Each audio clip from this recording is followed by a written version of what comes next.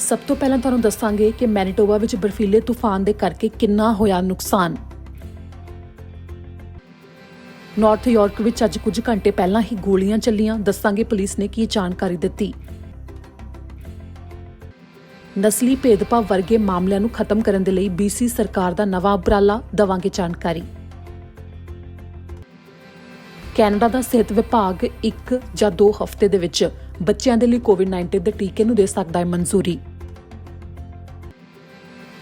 Toronto ਵਿੱਚ ਕਿਉਂ ਇੱਕ ਕਾਫੀ ਮਹਿੰਗੇ ਅਪਾਰਟਮੈਂਟ ਨੂੰ ਜ਼ਬਤ ਕਰਨ ਦੇ ਲਈ ਓਨਟਾਰੀਓ ਸਰਕਾਰ ਨੇ ਕੀਤਾ ਅਦਾਲਤ ਦਾ ਰੁਖ, ਦੇਵਾਂਗੇ ਮਾਮਲੇ ਦੇ ਬਾਰੇ ਪੂਰੀ ਜਾਣਕਾਰੀ। ਸਭ ਤੋਂ ਪਹਿਲਾਂ ਤੁਹਾਨੂੰ ਦੱਸਾਂਗੇ ਜੋ ਮੈਨੀਟੋਬਾ ਦੇ ਵਿੱਚ ਬਰਫੀਲਾ ਤੂਫਾਨ ਆਇਆ ਤੇ ਉਸ ਦੇ ਕਰਕੇ ਕੀ ਨੁਕਸਾਨ ਹੋਇਆ ਇਸ ਦੇ ਬਾਰੇ। ਜੋ ਮੈਨੀਟੋਬਾ ਦੇ ਵਿੱਚ ਬਰਫੀਲਾ ਤੂਫਾਨ ਆਇਆ ਜਿਸ ਦੇ ਕਰਕੇ 10,000 ਦੇ ਕਰੀਬ ਘਰਾਂ ਜਾਂ ਵਪਾਰਾਂ ਦੀ ਬਿਜਲੀ ਉੱਡ ਗਈ, ਜਿਸ ਦੇ ਬਾਰੇ ਮੈਨੀਟੋਬਾ ਹਾਈਡਰੋ ਨੇ ਜਾਣਕਾਰੀ ਦਿੱਤੀ ਹੈ। ਇਸ ਬਰਫੀਲੇ ਤੂਫਾਨ ਦੇ ਕਰਕੇ ਨੁਕਸਾਨ ਵੀ ਹੋਇਆ ਹੈ, ਜਿਸ ਦੇ ਵਿੱਚ ਮੈਨੀਟੋਬਾ ਹਾਈਡਰੋ ਦੇ ਵੱਲੋਂ ਇਹ ਕਿਹਾ ਗਿਆ ਹੈ ਕਿ ਜਿਵੇਂ ਕਿ ਵੀਰਵਾਰ ਦੀ ਦੁਪਹਿਰ ਨੂੰ ਤਾਂ 10,000 ਗ੍ਰਾਹਕਾਂ ਦੀ ਬਿਜਲੀ ਉੱਡੀ ਸੀ ਤੇ ਹੌਲੀ-ਹੌਲੀ ਉਹ ਬਿਜਲੀ ਵਾਪਸ ਵੀ ਆ ਰਹੀ ਹੈ, ਪਰ ਹਜੇ ਵੀ 1200 ਅਜਿਹੇ ਗ੍ਰਾਹਕ ਨੇ ਜਿਨ੍ਹਾਂ ਦੇ ਵਿੱਚ ਵਪਾਰ ਜਾਂ ਘਰ ਸ਼ਾਮਲ ਹੋ ਸਕਦੇ ਨੇ, ਜਿਨ੍ਹਾਂ ਦੀ ਬਿਜਲੀ ਵਾਪਸ ਨਹੀਂ ਆਈ ਹੈ ਤੇ ਸ਼ਨੀਵਾਰ ਤੱਕ ਇਨ੍ਹਾਂ ਥਾਵਾਂ ਦੇ ਉੱਤੇ ਬਿਜਲੀ ਵਾਪਸ ਆ ਸਕਦੀ ਹੈ, ਜਿਸ ਦੇ ਬਾਰੇ ਮੈਨੀਟੋਬਾ ਹਾਈਡਰੋ ਨੇ ਸ਼ੁੱਕਰਵਾਰ ਦੀ ਦੁਪਹਿਰ ਨੂੰ ਜਾਣਕਾਰੀ ਦਿੱਤੀ ਹੈ। ਕਈ ਥਾਵਾਂ ਦੇ ਉੱਤੇ ਇਸ ਤੂਫਾਨ ਦੇ ਕਰਕੇ ਖੰਭੇ ਟੁੱਟ ਗਏ ਤੇ ਕਈ ਥਾਵਾਂ ਦੇ ਉੱਤੇ ਤਾਰਾਂ ਹੇਠਾਂ ਡਿੱਗ ਗਈਆਂ ਤੇ ਨਾਲ ਹੀ ਟਰੈਵਲ ਦੇ ਵਾਸਤੇ ਵੀ ਦਿੱਕਤ ਆ ਰਹੀ ਹੈ ਕਿ ਜੋ ਖੰਭੇ ਤੇ ਤਾਰਾਂ ਠੀਕ ਕਰਨ ਦੇ ਲਈ ਬਿਜਲੀ ਵਿਭਾਗ ਦੇ ਕਾਮੇ ਉਹਨਾਂ ਥਾਵਾਂ ਦੇ ਉੱਤੇ ਸੁਖਾਲੇ ਤਰੀਕੇ ਦੇ ਨਾਲ ਪਹੁੰਚ ਸਕਣ ਤੇ ਸੁਰੱਖਿਅਤ ਤਰੀਕੇ ਦੇ ਨਾਲ ਬਿਜਲੀ ਨੂੰ ਦੁਬਾਰਾ ਤੋਂ ਠੀਕ ਕੀਤਾ ਜਾ ਸਕੇ। ਇਸ ਸਮੇਂ ਉਹਨਾਂ ਦੇ ਵਾਸਤੇ ਕਾਫੀ ਜ਼ਿਆਦਾ ਵੱਡੀ ਚੁਣੌਤੀ ਹੈ, ਪਰ ਇਸ ਦੇ ਉੱਤੇ ਕੰਮ ਲਗਾਤਾਰ ਜਾਰੀ ਹੈ ਤੇ ਨਾਲ ਦੀ ਨਾਲ ਮੈਨੀਟੋਬਾ ਹਾਈਡਰੋ ਦੇ ਵੱਲੋਂ ਇਸ ਦੇ ਬਾਰੇ ਜਾਣਕਾਰੀ ਸਾਂਝੀ ਕੀਤੀ ਜਾ ਰਹੀ ਹੈ।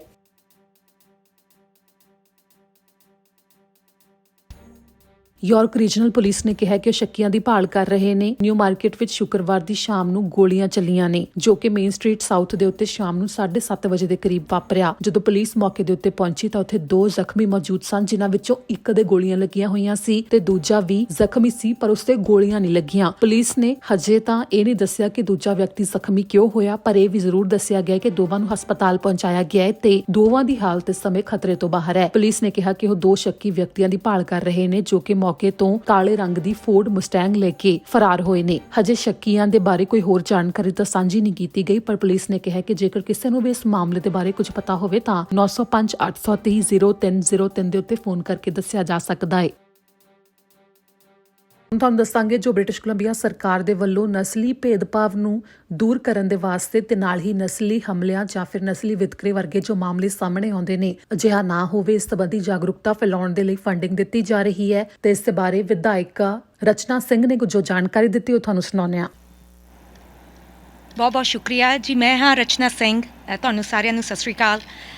ਅੱਜ ਬਹੁਤ ਹੀ ਮਹੱਤਵਪੂਰਨ ਅਨਾਉਂਸਮੈਂਟ ਅੱਜ ਕੀਤੀ ਗਈ ਹੈ ਮੇਰੀ colleague minister of education minister Whiteside ਵੱਲੋਂ। ਅਸੀਂ ਜਾਣਦੇ ਹੈਗੇ ਹਾਂ ਕਿ ਨਸਲਵਾਦ ਦਾ ਕੋਈ ਥਾਂ ਨਹੀਂ ਹੈਗੀ ਹੈ ਬ੍ਰਿਟਿਸ਼ ਕੋਲੰਬੀਆ ਦੇ ਵਿੱਚ, ਪਰ ਨਾਲ ਹੀ ਅਸੀਂ ਬਹੁਤ ਹੀ ਸੁਚੇਤ ਹੈਗੇ ਹਾਂ ਕਿ ਨਸਲਵਾਦ ਜਿਹੜਾ ਸਪੈਸ਼ਲੀ ਜਿਹੜਾ ਸਿਸਟੈਮਿਕ ਨਸਲਵਾਦ ਹੈਗਾ ਸਾਡੇ ਸਿਸਟਮ 'ਚ ਵੜਿਆ ਹੋਇਆ ਹੈ।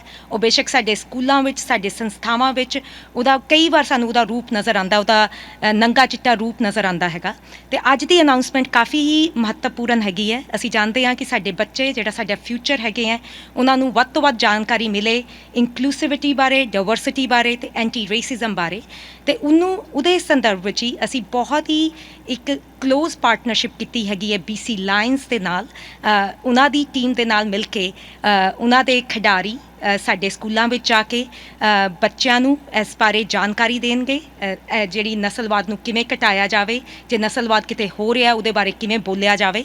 ਤੇ ਇਹਦੇ ਲਈ ਜਿਹੜੇ BC ਦੀ ਐਜੂਕੇਸ਼ਨ ਮਿਨਿਸਟਰੀ ਹੈ ਉਹਨੇ $115,000 ਤੱਕ ਦੀ ਰਕਮ ਹੈ ਜਿਹੜੀ ਇਸ ਪ੍ਰੋਜੈਕਟ ਲਈ ਪਾਈ ਹੈ।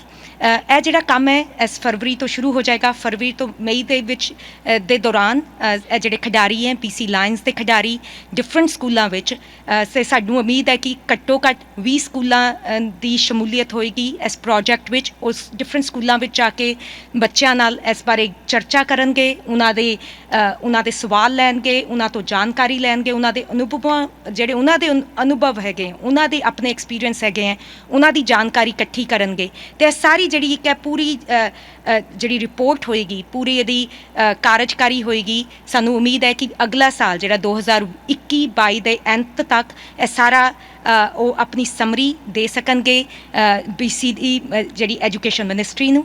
ਅਤੇ ਇਹ ਬਹੁਤ ਹੀ ਸਹਿਯੋਗ ਹੋਏਗਾ ਸਾਡਾ, ਇੱਕ ਜਿਹੜਾ ਜਿਹੜੀ ਸਾਡੀ ਕਮਿਟਮੈਂਟ ਹੈਗੀ ਹੈ ਸਰਕਾਰ ਦੀ ਨਸਲਵਾਦ ਨੂੰ ਹਟਾਉਣ ਲਈ, ਉਹਦੇ ਵਿੱਚ ਬਹੁਤ ਜ਼ਿਆਦਾ ਯੋਗਦਾਨ ਪਾਉਣਗੇ। ਬਹੁਤ ਹੀ ਸਟਰੋਂਗ ਪਾਰਟਨਰਸ਼ਿਪ ਹੋਏਗੀ। ਅਸੀਂ ਸਾਰੇ ਮਿਲ ਕੇ, ਅਸੀਂ ਜਾਣਦੇ ਹਾਂ ਕਿ ਸਰਕਾਰਾਂ ਦੀ ਨੈਤਿਕ ਜ਼ਿੰਮੇਵਾਰੀ ਹੈ ਨਸਲਵਾਦ ਨੂੰ ਹਟਾਉਣਾ, ਪਰ ਅਸੀਂ ਇਹ ਕੰਮ ਇਕੱਲਾ ਨਹੀਂ ਕਰ ਸਕਦੇ। ਅਸੀਂ ਬਹੁਤ ਹੀ ਸ਼ੁਕਰਗੁਜ਼ਾਰ ਹੈਗੇ ਹਾਂ BC ਲਾਇਨਸ ਅਤੇ ਉਹਨਾਂ ਦੀ ਪਾਰਟਨਰਸ਼ਿਪ 'ਤੇ ਕਿ ਇਹ ਸਾਡਾ ਸਹਿਯੋਗ ਦੇ ਰਹੇ ਹੈ ਨਸਲਵਾਦ ਨੂੰ ਘਟਾਉਣ ਲਈ। ਬਹੁਤ ਬਹੁਤ ਸ਼ੁਕਰੀਆ। ਹੁਣ ਤੁਹਾਨੂੰ ਦੱਸਾਂਗੇ ਜੋ ਕੈਨੇਡਾ ਦੇ ਸਿਹਤ ਵਿਭਾਗ ਦੇ ਵੱਲੋਂ ਜਾਣਕਾਰੀ ਦਿੱਤੀ ਗਈ ਹੈ। ਛੋਟੇ ਬੱਚੇ ਜਿਨ੍ਹਾਂ ਦੀ ਉਮਰ 5 ਤੋਂ 12 ਸਾਲ ਤੱਕ ਹੈ, ਉਹਨਾਂ ਦੇ ਲਈ 1-2 ਹਫ਼ਤੇ ਦੇ ਵਿੱਚ COVID-19 ਦੇ ਟੀਕੇ ਨੂੰ ਮਨਜ਼ੂਰੀ ਦਿੱਤੀ ਜਾ ਸਕਦੀ ਹੈ। ਫਾਈਜ਼ਰ ਦੇ ਵੱਲੋਂ ਬੱਚਿਆਂ ਦੇ ਲਈ ਘੱਟ ਡੋਜ਼ ਵਾਲੇ ਟੀਕੇ ਤਿਆਰ ਕੀਤੇ ਗਏ ਨੇ, ਜਿਸ ਦੇ ਵਿੱਚ ਜੋ ਆਮ ਤੌਰ ਦੇ ਉੱਤੇ ਵੱਡਿਆਂ ਦੇ ਲਈ COVID-19 ਦੇ ਟੀਕੇ ਦੀ ਡੋਜ਼ ਹੈ, ਉਸ ਦੇ ਨਾਲੋਂ ਕਾਫੀ ਘੱਟ ਹਿੱਸਾ ਹੈ ਜੋ ਕਿ ਬੱਚਿਆਂ ਦੇ ਟੀਕਾ ਲਗਾਇਆ ਜਾਵੇਗਾ। 5 ਸਾਲ ਦੀ ਉਮਰ ਤੋਂ ਲੈ ਕੇ 12 ਸਾਲ ਦੀ ਉਮਰ ਤੱਕ ਦੇ ਕੈਨੇਡਾ ਵਿੱਚ ਜਿੰਨੇ ਵੀ ਬੱਚੇ ਰਹਿੰਦੇ ਨੇ, ਉਹਨਾਂ ਦੇ COVID-19 ਦੇ ਟੀਕੇ ਲਗਾਉਣ ਦੇ ਵਾਸਤੇ ਮਨਜ਼ੂਰੀ ਛੇਤੀ ਹੀ ਦਿੱਤੀ ਜਾ ਸਕਦੀ ਹੈ। ਕਈ ਸੂਬਿਆਂ ਦੇ ਵੱਲੋਂ ਇਸ ਮੌਕੇ ਰਜਿਸਟ੍ਰੇਸ਼ਨ ਵੀ ਸ਼ੁਰੂ ਕਰ ਦਿੱਤੀ ਗਈ ਹੈ ਕਿ ਮਾਪੇ ਆਪਣੇ ਬੱਚਿਆਂ ਦੇ COVID-19 ਦੇ ਟੀਕੇ ਲਗਾਉਣ ਦੇ ਵਾਸਤੇ ਰਜਿਸਟਰ ਕਰ ਸਕਦੇ ਨੇ, ਤੇ ਜਿਵੇਂ ਹੀ ਮਨਜ਼ੂਰੀ ਮਿਲਦੀ ਹੈ ਤੇ ਟੀਕੇ ਆਉਂਦੇ ਨੇ ਤਾਂ ਟੀਕੇ ਦੇ ਲਈ ਅਪਾਇੰਟਮੈਂਟ ਬਣਾਈ ਜਾ ਸਕਦੀ ਹੈ। ਅੱਗੇ ਹੁਣ ਤੁਹਾਨੂੰ ਜਾਣਕਾਰੀ ਦੇਵਾਂਗੇ ਜੋ ਕੈਨੇਡਾ ਦੇ ਸਿਹਤ ਵਿਭਾਗ ਨੇ ਸੈਲਮੋਨੇਲਾ ਵਾਇਰਸ ਨੂੰ ਲੈ ਕੇ ਚੇਤਾਵਨੀ ਜਾਰੀ ਕੀਤੀ ਹੈ। ਕੈਨੇਡਾ ਦੇ ਕਈ ਹਿੱਸਿਆਂ ਵਿੱਚ ਸੈਲਮੋਨੇਲਾ ਵਾਇਰਸ ਫੈਲਣ ਦੇ ਮਾਮਲੇ ਸਾਹਮਣੇ ਆ ਰਹੇ ਨੇ, ਜਿਸ ਦੇ ਬਾਰੇ public health agency of Canada, Canadian food inspection agency ਤੇ ਹੈਲਥ ਕੈਨੇਡਾ, ਇਹਨਾਂ ਵਿਭਾਗਾਂ ਦੇ ਵੱਲੋਂ ਕੈਨੇਡਾ ਭਰ ਵਿੱਚ ਚੇਤਾਵਨੀ ਜਾਰੀ ਕੀਤੀ ਗਈ ਹੈ, ਜਿਸ ਦੇ ਵਿੱਚ ਦੱਸਿਆ ਗਿਆ ਕਿ ਸੈਲਮੋਨੇਲਾ ਇਨਫੈਕਸ਼ਨ ਦੇ ਕਈ ਮਾਮਲੇ ਸਾਹਮਣੇ ਆ ਚੁੱਕੇ ਨੇ, ਜਿਸ ਦਾ ਪ੍ਰਭਾਵ British Columbia, Alberta, Saskatchewan, Manitoba ਤੇ ਓਨਟਾਰੀਓ ਦੇ ਉੱਤੇ ਦੇਖਿਆ ਜਾ ਰਿਹਾ ਹੈ, ਜਿਸ ਦੇ ਬਾਰੇ ਹਜੇ ਜਾਂਚ ਚੱਲ ਰਹੀ ਹੈ ਕਿ ਆਖਿਰ ਇਹ ਵਾਇਰਸ ਫੈਲ ਕਿੱਥੇ ਤੋਂ ਰਿਹਾ ਹੈ, ਕਿਉਂਕਿ ਹਜੇ ਪਤਾ ਨਹੀਂ ਲੱਗਿਆ ਕਿ ਸੈਲਮੋਨੇਲਾ ਇਨਫੈਕਸ਼ਨ ਦੇ ਮਾਮਲੇ ਕਿਹੜੀ ਚੀਜ਼ ਦੇ ਕਰਕੇ ਸਾਹਮਣੇ ਆ ਰਹੇ ਨੇ, ਜਿਸ ਦੇ ਬਾਰੇ ਸ਼ੁੱਕਰਵਾਰ ਨੂੰ ਚੇਤਾਵਨੀ ਜਾਰੀ ਕੀਤੀ ਗਈ, ਜਿਸ ਦੇ ਵਿੱਚ ਇਹ ਵੀ ਦਾਅਵਾ ਕੀਤਾ ਗਿਆ ਕਿ ਓਨਟਾਰੀਓ ਦੇ ਵਿੱਚ ਜਿਹੜੇ ਬਿਮਾਰ ਪਾਏ ਗਏ ਨੇ ਉਹਨਾਂ ਦਾ ਸਬੰਧ ਇਹ ਹੈ ਕਿ ਉਹ ਐਲਬਰਟਾ ਟਰੈਵਲ ਕਰਕੇ ਆਏ ਸਨ। ਜਿਸ ਤੋਂ ਬਾਅਦ ਇਹ ਵੀ ਜਾਣਕਾਰੀ ਦਿੱਤੀ ਗਈ ਹੈ ਕਿ ਨਵੰਬਰ 10 ਤੱਕ 46 ਅਜਿਹੇ ਮਾਮਲੇ ਸਾਹਮਣੇ ਆ ਚੁੱਕੇ ਨੇ ਜਿਨ੍ਹਾਂ ਵਿੱਚ ਸੈਲਮੋਨੇਲਾ ਦੀ ਬਿਮਾਰੀ ਪਾਈ ਜਾ ਚੁੱਕੀ ਹੈ। ਇਸ ਦੇ ਬਾਰੇ ਜਾਣਕਾਰੀ ਦਿੰਦੇ ਹੋਏ ਦੱਸਿਆ ਗਿਆ ਹੈ ਕਿ ਬ੍ਰਿਟਿਸ਼ ਕੋਲੰਬੀਆ ਦੇ ਵਿੱਚ 18 ਮਾਮਲੇ ਹੁਣ ਤੱਕ ਪਾਏ ਜਾ ਚੁੱਕੇ ਨੇ, ਐਲਬਰਟਾ ਵਿੱਚ ਵੀ 18 ਮਾਮਲੇ ਹੁਣ ਤੱਕ ਪਾਏ ਜਾ ਚੁੱਕੇ ਨੇ, ਸਸਕੈਚਵਨ ਤੋਂ 3 ਮਾਮਲੇ ਸਾਹਮਣੇ ਆ ਚੁੱਕੇ ਨੇ ਤੇ ਮੈਨੀਟੋਬਾ ਤੋਂ ਵੀ 6 ਮਾਮਲੇ ਸਾਹਮਣੇ ਆ ਚੁੱਕੇ ਨੇ। ਓਨਟਾਰੀਓ ਤੋਂ ਹੁਣ ਤੱਕ ਇੱਕੋ ਮਾਮਲਾ ਸਾਹਮਣੇ ਆਇਆ ਹੈ। ਇਸ ਦੇ ਵਿੱਚ ਇਹ ਵੀ ਦਾਅਵਾ ਕੀਤਾ ਗਿਆ ਹੈ ਕਿ ਜਿਹੜੇ ਵੀ ਇਹ ਵਿਅਕਤੀ ਬਿਮਾਰ ਹੋਏ ਨੇ ਉਹਨਾਂ ਨੇ ਇਸ ਬਿਮਾਰੀ ਤੋਂ ਪਹਿਲਾਂ ਤਾਜ਼ਾ ਭੋਜਨ ਖਾਧਾ ਸੀ। ਆਖਿਰ ਉਹ ਕੀ ਸੀ ਤੇ ਉਸ ਉੱਤੇ ਅੱਗੇ ਹੋਰ ਜਾਂਚ ਚੱਲ ਰਹੀ ਹੈ ਤੇ ਕਾਰਨ ਲੱਭਣ ਦੀ ਕੋਸ਼ਿਸ਼ ਕੀਤੀ ਜਾ ਰਹੀ ਹੈ ਕਿ ਸੈਲਮੋਨੇਲਾ ਇਹਨਾਂ ਦੇ ਵਿੱਚ ਅੱਗੇ ਕਿਉਂ ਫੈਲ ਰਿਹਾ ਹੈ। ਸੈਲਮੋਨੇਲਾ ਦੇ ਆਮ ਤੌਰ ਦੇ ਉੱਤੇ ਲੱਛਣ 6 ਤੋਂ 72 ਘੰਟੇ ਦੇ ਵਿੱਚ ਸਾਹਮਣੇ ਆਉਣ ਲੱਗਦੇ ਨੇ, ਜਿਸ ਦੇ ਵਿੱਚ ਡਾਇਰੀਆ ਵੀ ਹੋ ਜਾਂਦਾ ਹੈ, ਪੇਟ ਦਰਦ, ਬੁਖਾਰ ਤੇ ਨਾਲ ਹੀ ਸਿਰ ਵੀ ਦਰਦ ਹੁੰਦਾ ਹੈ। ਜਿਹੜੇ ਤੰਦਰੁਸਤ ਵਿਅਕਤੀ ਹੁੰਦੇ ਨੇ ਉਹਨਾਂ ਨੂੰ ਸੈਲਮੋਨੇਲਾ ਇਨਫੈਕਸ਼ਨ ਹੋਣ ਤੋਂ ਬਾਅਦ ਜ਼ਿਆਦਾ ਦਵਾਈ ਲੈਣ ਦੀ ਵੀ ਲੋੜ ਨਹੀਂ ਪੈਂਦੀ, ਉਹ ਆਪਣੇ ਆਪ ਠੀਕ ਹੋ ਜਾਂਦੇ ਨੇ। ਪਰ ਜੇਕਰ ਕੋਈ ਪਹਿਲਾਂ ਬਿਮਾਰ ਹੋਵੇ ਉਹਨਾਂ ਦੇ ਲਈ ਇਹ ਖਤਰਨਾਕ ਸਾਬਤ ਹੋ ਸਕਦਾ ਹੈ, ਜਿਸ ਕਰਕੇ ਕਿਸੇ ਨੂੰ ਵੀ ਕੁਝ ਅਜਿਹਾ ਮਹਿਸੂਸ ਹੋ ਰਿਹਾ ਹੋਵੇ ਤਾਂ ਉਹ ਤੁਰੰਤ ਆਪਣੇ ਫੈਮਿਲੀ ਡਾਕਟਰ ਦੇ ਨਾਲ ਸੰਪਰਕ ਕਰੇ। ਅੱਗੇ ਜਾਣਕਾਰੀ ਜੋ ਓਨਟਾਰੀਓ ਸਰਕਾਰ ਨੇ ਅਦਾਲਤ ਦਾ ਰੁਖ ਕੀਤਾ ਟੋਰਾਂਟੋ ਦੇ ਵਿੱਚ ਇੱਕ ਕਾਫੀ ਮਹਿੰਗੇ ਕੋਂਡੋ ਨੂੰ ਜ਼ਬਤ ਕਰਨ ਦੇ ਲਈ। ਓਨਟਾਰੀਓ ਸਰਕਾਰ ਨੇ ਅਦਾਲਤ ਵਿੱਚ ਇੱਕ ਰਿਟ ਪਾਈ ਹੈ, ਜਿਸ ਤੋਂ ਬਾਅਦ ਡਾਊਨਟਾਊਨ ਟੋਰਾਂਟੋ ਦੇ ਵਿੱਚ ਇੱਕ ਇਮਾਰਤ ਦੀ 52ਵੀਂ ਮੰਜ਼ਿਲ ਦੇ ਉੱਤੇ ਮੌਜੂਦ $36 ਲੱਖ ਦੇ ਖਰੀਦੇ ਗਏ ਕੋਂਡੋ ਨੂੰ ਜ਼ਬਤ ਕੀਤੇ ਜਾਣ ਦੀ ਮੰਗ ਕੀਤੀ ਜਾ ਰਹੀ ਹੈ, ਜਿਸ ਦੇ ਪਿੱਛੇ ਇਲਜ਼ਾਮ ਨੇ ਕਿ ਕ੍ਰਿਪਟੋ ਕਰੰਸੀ ਫਰਾਡ ਕਰਕੇ ਪੈਸੇ ਕਮਾਏ ਗਏ ਤੇ ਉਸ ਪੈਸੇ ਦੇ ਨਾਲ ਇਸ ਕੋਂਡੋ ਨੂੰ ਖਰੀਦਿਆ ਗਿਆ, ਜਿਸ ਦੇ ਵਿੱਚ ਕੇਵਿਨ ਹੌਬਸ ਦਾ ਨਾਮ ਆ ਰਿਹਾ ਹੈ ਤੇ ਨਾਲ ਹੀ ਉਹਨਾਂ ਦੇ ਇੱਕ ਸਾਥੀ ਹੈ, ਜਿਸ ਦੇ ਬਾਰੇ ਇਲਜ਼ਾਮ ਨੇ ਕਿ ਉਹਨਾਂ ਨੇ ਇਸ ਫਰਾਡ ਦੇ ਨਾਲ ਕਰੀਬ $33 ਮਿਲੀਅਨ ਕਮਾਏ। ਜਿਸ ਤੋਂ ਬਾਅਦ ਟੋਰਾਂਟੋ ਤੇ ਵੈਨਕੂਵਰ ਦੇ ਵਿੱਚ ਪ੍ਰਾਪਰਟੀਆਂ ਲਈਆਂ ਗਈਆਂ ਤੇ 2 ਰੇਂਜ ਰੋਵਰ ਗੱਡੀਆਂ ਲਈਆਂ ਗਈਆਂ ਤੇ ਇੱਕ 2018 ਮਾਡਲ ਲੈਂਬਰਗਿਨੀ ਨੂੰ ਲੀਜ਼ ਤੇ ਲਿਆ ਗਿਆ। ਜੋ ਇਹ ਇਲਜ਼ਾਮ ਲੱਗੇ ਉਸ ਤੋਂ ਬਾਅਦ ਜਿਵੇਂ ਕਿ ਕੇਵਿਨ ਹੌਬਸ ਦਾ ਨਾਮ ਸਾਹਮਣੇ ਆਇਆ ਤੇ ਨਾਲ ਹੀ ਕੇਵਿਨ ਹੌਬਸ ਦੇ ਕੰਮ ਕਰਨ ਵਾਲੀ ਲੀਸਾ ਚੈਂਗ ਦਾ ਨਾਮ ਸਾਹਮਣੇ ਆਇਆ, ਪਰ ਲੀਸਾ ਚੈਂਗ ਦਾ ਕਹਿਣਾ ਹੈ ਕਿ ਉਹ ਕੇਵਿਨ ਹੌਬਸ ਦੇ ਨਾਲ ਹੋਰ ਜ਼ਿਆਦਾ ਕੰਮ ਨਹੀਂ ਕਰ ਰਹੀ ਤੇ ਇਸ ਦੇ ਨਾਲ ਹੀ ਕੇਵਿਨ ਦਾ ਕਹਿਣਾ ਹੈ ਕਿ ਸਰਕਾਰ ਨੂੰ ਕੋਈ ਭੁਲੇਖਾ ਪਿਆ ਹੈ ਤੇ ਅਦਾਲਤ ਦੇ ਵਿੱਚ ਅੰਤ ਵਿੱਚ ਇਹ ਪਤਾ ਲੱਗ ਜਾਵੇਗਾ ਕਿ ਉਸਨੇ ਅਜਿਹਾ ਕੁਝ ਨਹੀਂ ਕੀਤਾ। ਪਰ ਹੁਣ ਦੇਖਣਾ ਇਹ ਹੋਵੇਗਾ ਕਿ ਇਸ ਮਾਮਲੇ ਦੇ ਉੱਤੇ ਅਦਾਲਤ ਦਾ ਕੀ ਫੈਸਲਾ ਆਉਂਦਾ ਹੈ।